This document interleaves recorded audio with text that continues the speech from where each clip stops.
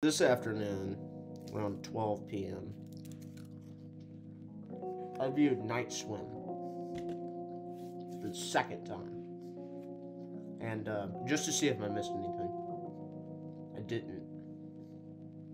There was nothing to miss. It was just as funny. You know, shout out to my boy James Wan.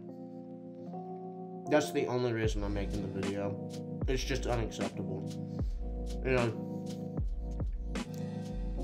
I get it. You're probably bored in Hollywood at this point. He got hired to make a Fast and Furious movie a few years ago. You know what I mean? He's done. He's real tired. And I get it. I could imagine. You know, Fast and Furious. You don't get much more preposterous than that. But this one was, I'd say, surpassed it. I mean, this movie is exceptionally terrible. On the second time, I took notes, so I had the idea of comparing it to a movie, you know, an older movie, and I was like, what movie, though? Because I don't want to be harsh. Any movie that's in the horror category from a few decades ago that even most audience members hate is miles better than this, easily. So it's like, what do I do? So I was like, oh, I have an idea.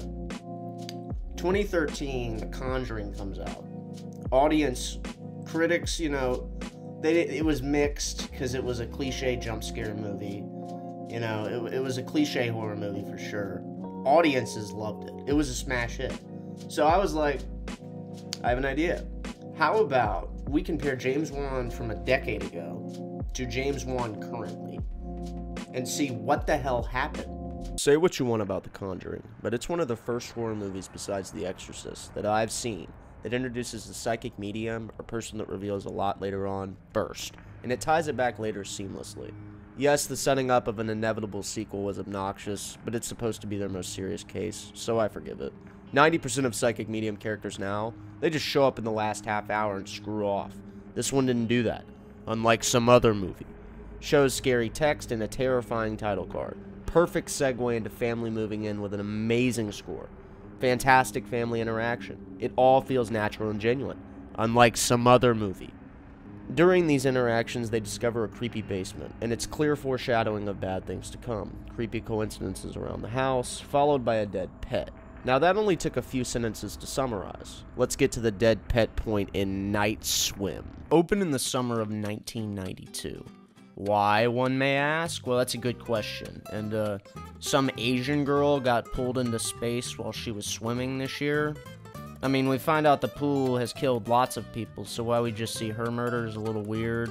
I mean, yeah, it's the pool the main family are gonna be using. It's revealed her brother was, like, sick from the pool later on, and she had to be sacrificed so he could become, like, a general in the army. It's a really obnoxious scene that's just here so it can be used to pad time later. The scene itself lasts 5 minutes and we're greeted with a title card. The title card fades and we're introduced to the father's character. They're trying to set up his injury plot point that's addressed for nearly the entire movie. So why we get a pointless nearly minute-long scene of nothing after the already confusing 5 minutes that started is beyond me. Could have been cut and nothing would have changed. The dad then joins the family viewing an open house, and we find out that he's an MLB third baseman through some very unconvincing dialogue. The scene lasts 2 minutes. Cut to driving around the neighborhood with shots of families having fun, and they pull up to another house they're interested in. Lasts 2 minutes. Cut inside another open house, and the realtor and mom converse about their jobs. Completely pointless, lasts another minute. Next is a conversation between the wife and husband. There is no chemistry. And they're talking about pool stories of theirs when they were children while they stand over the homicidal racist pool. Lasts nearly another minute before they're called to go get food. But before that happens, the dad nearly dies. It's hysterical. He was reaching in for a baseball. And then you're greeted with one of the funniest life flashing before your eyes sequences ever filmed. The dad regains his faculties and the wife helps him out. The whole sequence lasts nearly a minute and the whole thing was hysterical. After that, we get a conversation between the doctor, wife, and husband. Whole thing feels like 3 people waiting for a check because that is exactly what it is. Thankfully, it only lasts a minute. Next is a conversation between the husband and wife, yes, unfortunately another one, about where they're gonna move. Terrible score accompanies it, topped off with a bad joke from the dad. No Time to Breathe transitioned directly into a moving montage, followed up with a first day of school montage. No, I am not joking. And the first day of school montage has an even worse score than the scene prior somehow. The scene ends in this hysterical shot.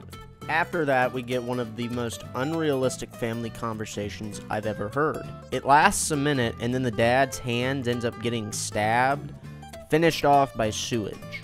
Paranoid pool guy comes by to assist them. He does a pretty entertaining monologue. It lasts a minute. He leaves, and then there's a swim montage. Ends with a chat and kiss between the husband and wife. The wife looks visibly uncomfortable in some of the shots, and the husband looks visibly annoyed in some of the shots where he has to interact with his kids. I could be reading the body language wrong, but I don't think I am. At this point in the movie still, nothing eerie has occurred. No family interaction that had you on the edge of your seat. Yeah, the opening scene and the dad interaction, but we don't even know what killed the girl. A ghost, I guess? Spooky. And the dad moment, which was also just really funny. And now we're following some retired baseball player checking out his memorabilia. Cut to the wife counting bills, then going for a swim in the dead of night. Not weird enough? She calls the family cat a pussy for not wanting to swim with her. We get a hilarious swivel shot that goes from facing the very bottom of the pool to the left side. It is so slow and awkward, but most of all funny. And unfortunately, it ends in this terrible jump scare. It's some ghoul-looking thing that's supposed to be the husband. Wife gets out to go chat with the husband. Cat growls at this boat that floats to the surface. Cut to a kid yelling and the cat's collar's in the pool.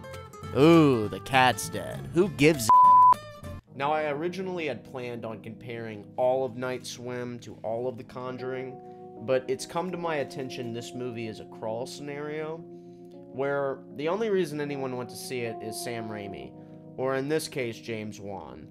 But realistically, they had nothing to do with filming it. They just tagged their name on it so they could get some money on the back end. But you get my point. From the paranoid pool guy scene to the last scene I discussed, 6 minutes tagged on. 25-minute mark is when the pet died. Okay? The Conjuring, it was the 16-minute mark. At that point, I could have given you at least 2 characters I cared about. You know, I was invested. Night Swim?